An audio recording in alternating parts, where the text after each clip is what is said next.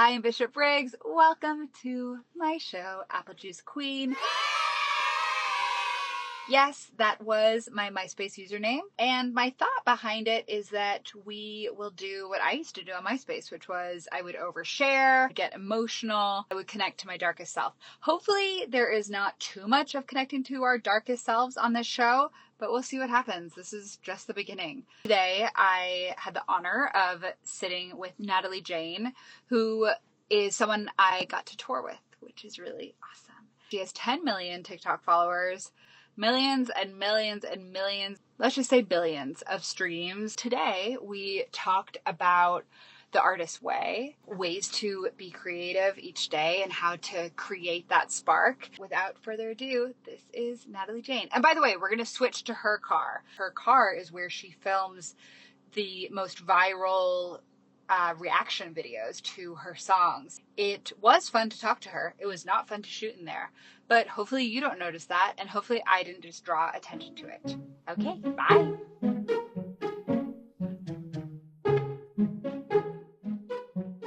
Hey guys! I love my life. I love my life, and I love you. Thank you so much for being here. Thanks for having me.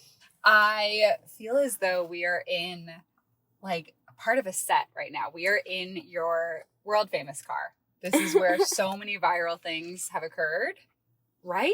On set for TikTok. Yes. Natalie Jane's TikTok. I think something I wanted to ask you, what is the biggest misconception about you?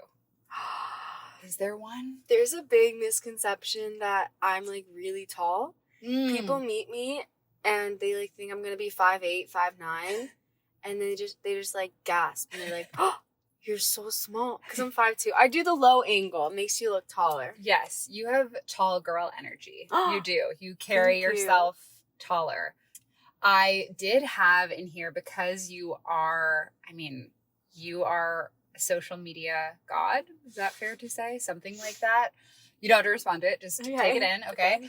Take it in. What's something you see other artists doing that you feel is a mistake? That you're like, oh my gosh, like, please don't do that. And it can go under the umbrella of like advice you have. Yeah, I'm curious your thoughts. Whoa. First of all, before I answer that, can we acknowledge the fact that you're drinking hot coffee and it's 83 degrees outside? That's crazy.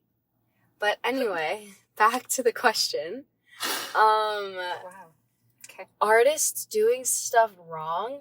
I don't think there's anything you can do wrong when you're an artist. Like, that's the beauty in it. You can literally do whatever you want. Mm-hmm.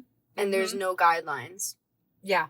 People say, like, it's not cringe if it works. Yes. Like, oh, that's so good.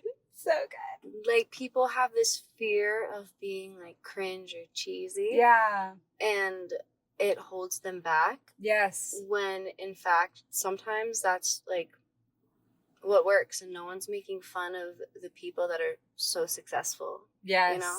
Yes. Yeah. Oh, I love that so much. So when people are, like, trying to, like, look cool. Yes. If that's, like, not how they genuinely feel. Right. Yeah. I heard someone say that they care more about creating income than caring if they're perceived as cringe or not. You know, and this was someone specifically that was making a very direct income from their posts, which, by the way, is hard to do. What? Make income from your posts? I don't make income from my posts. Me neither. I don't get paid from TikTok or Instagram. I know. I can't believe you don't either. Well, yeah, I'm making the videos to, like, promote my Spotify, Apple Music, Amazon Music. Totally. Not, yes. You know? Yes. And that's how I get paid. Yeah. Stream my music, please. Yes.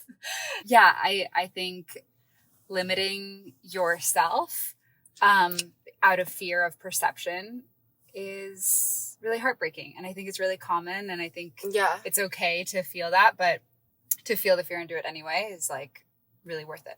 I'm not going to post that's cringe. I'm like, well, it's going to get 1 million views and get you streams and allow you to be able to tour. So, like, do it or don't. Yes. What is the most recent lesson you've learned? So this can be life, love, music. Because you're 21. I am 21. Oh my God, that is just so, it makes me so excited that you're 21 because there's just so many exciting things that are going to happen for you. Wait, it's like just the beginning. Recent lesson. Okay, I just started this book literally 3 days ago, and I don't read, so it's a big deal. Have you done it Artist Way? Have you done it? So good. Yes. Oh my God. Wait, did you like it? Can we chat? Yeah, let's talk about it. Okay. Because it's gotten a resurgence because of Dochi. Yeah. Right? Yes. That's my friend told me about it because they're like, I did it because Dochi did it. And I'm like, I want to do it. And she posted about it. Like, she posted about her journey, like, on her YouTube. Wait, so you did it? Okay, so I did it many years ago. I got halfway through, and I found the book the other day. And are you going to start from the top, or are you going to continue? I need to. I need to start from the top. I'm on day 4, so. And what are you feeling? I'm feeling great. I just wanted Are you doing the morning writings? Yeah. But I highlighted something. I know you're not, like, supposed to, like, share your stuff, but I can share, like, a quote that. Okay, great. Sorry about that. Logic brain is our sensor, our second and third and fourth thoughts. Listen to your sensor, and it will tell you that everything original is wrong, dangerous, and rotten. And I'm just like, wow. It's like being an artist and, like, your job is to be creative. You have so many, like, second thoughts because there's so many other exterior opinions and, like, limitations, and that's always in your head. But at the end of the day, like, a lot of the times your first thought and your initial idea is the best, and you shouldn't listen to anyone else. Yes, and that is always what feels most authentic too. Okay, that is such a good lesson, and I'm so glad that you're learning that at 21. Oh my God. You know? I can't. This is the first time I read since high school. Really? Well, like, I listen to audiobooks. Yes. But I'm forcing myself to read. Yeah, what do you feel about the morning writes? The morning pages? Yeah, morning pages. So just... Yeah, so we can describe. So every morning before you look at your phone, before you do anything, you just write at least 3 pages and you fill up a journal or something with just the thoughts that come into your brain. It doesn't have to be, like, anything profound, just all your thoughts, get it out onto the paper, and it, like, is supposed to clear your head of, like, all, like, the jumble so that you can start your day fresh. Yes. And I thought it was nice. I think it's nice. I'm only on day 4.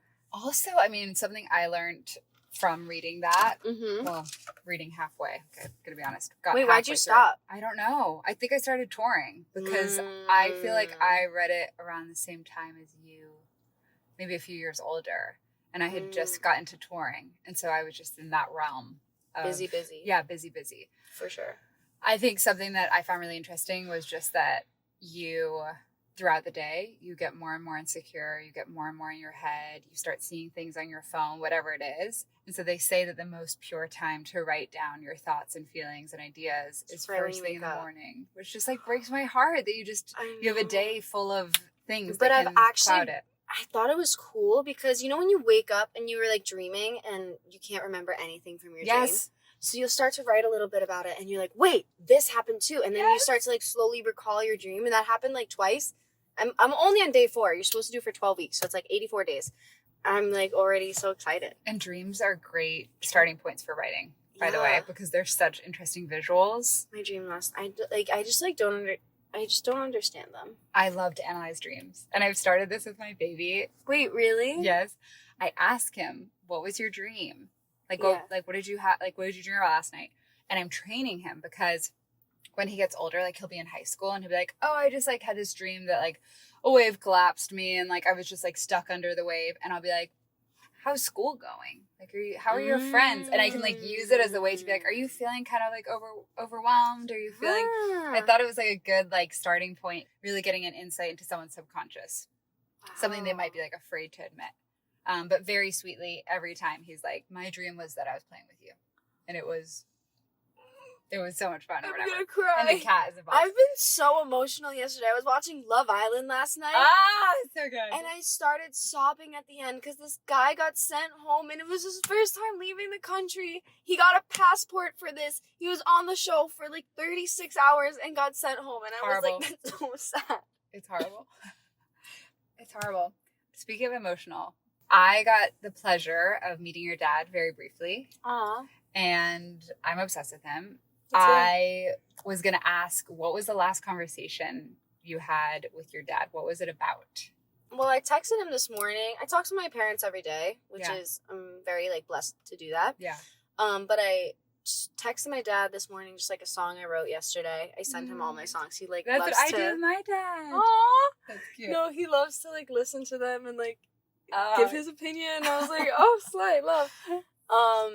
The last time I spoke to him was probably last night. We were just, like, chatting up a storm. Yeah. Do you feel like that's something that helps you feel grounded? Yeah, talking to my parents every day definitely makes me feel grounded. I think I was asking him for a za'atar chicken recipe. That's what it was. He's a good chef. He's a good cook. Stop. Yeah. Okay. The last question that I think will be most helpful for people to hear, and maybe this could be the artist's way, but... Oh, wait. Something I did want to tell you really fast. Yeah. This is leading into the final question. Okay. Have you heard of Austin Kleon? He has these books, Steal Like an Artist, Show Your Work. And he recently wrote this interesting thing where he said, creative people need to sit around and do nothing. That's how the best ideas come to be. So true. And he feels we're not doing that enough. What is your response? Do you agree? Do you disagree? Summer Fridays, please. Sponsor our episode, sponsor our lives. I mean, honestly, I feel like that's true. Some of, like, my favorite songs and, like, my best ideas have come from, like, waiting for the shower to heat up. Yes. Or, like, when you're not occupied with something else, or when you're just driving in silence, and that's when it comes to you. Yes. Because I like to keep myself personally super busy, and, like, I don't like to just sit and do nothing, but I feel like I should be doing that more, because that's when, like, I do get the best ideas. Yes. But that's what I am excited about reading Artist Way, because you're supposed to take your artist on, like, a date each week. Yeah. So it's like you just go. Yeah. So once a week you take a few hours out of your day and you go alone and you do something just, like, for yourself. I've wanted to just, like, go to a museum for a while, so this week I'm just gonna, like, go to a museum. Or you could just, like, paint for a little bit. And just, like, do anything, but, like, with yourself that, like, brings you peace. Yes. Yeah. I'm on my spiritual journey. I love this so much. And that really leads into, how do you stay creative each day? What is your thing? I feel like with our job, there's no stability. And there's so much unknown. So, like, one thing I like to do each day that I know is consistent is I like to go to the gym in the morning. So inspiring. So I'm so impressed by you that you do this. I really am. But yeah, I mean, like, I have my 15-20 minute drive every day to the gym. I listen to my audiobook. Yes. I like fantasy and, like, fiction. I don't like anything. Right now I'm reading Iron Flame. Have you read it? No. Oh, okay. Have you read Fourth Wing? Yes. Okay. Yes. So I'm on Iron Flame. Oh my god. What? There were dragons in my dream last night. Okay. What? Talk to me. Well, dragon. Yeah. Okay, well, depending on what the dragon is doing, it could be, like, something that you feel is, like, unrealistic or, like, out of reach or, like... I don't know, something that's flying away, you know? Analyze me. Whatever it could be. It's so much easier when you know, like, every detail of the person's personal life. Yeah. Because then you can be like, oh, like, that person, like, left without, you know, like, you expecting it or whatever. But anyways, stew on it. Wow. Think about it. But thank you so much for being here today. Wait, seriously. Literally, thanks for being in my car. And it's amazing that we're both not sweating. It's just like I don't know. I'm definitely, like, a little moist, but no, I'm be worse. My entire back is soking wet. Oh, okay, slay. Wait, it's just because we're so hot. You heard it here first. Cheers. Thank you for being here. Thank you for being here. Bye, guys. Bye.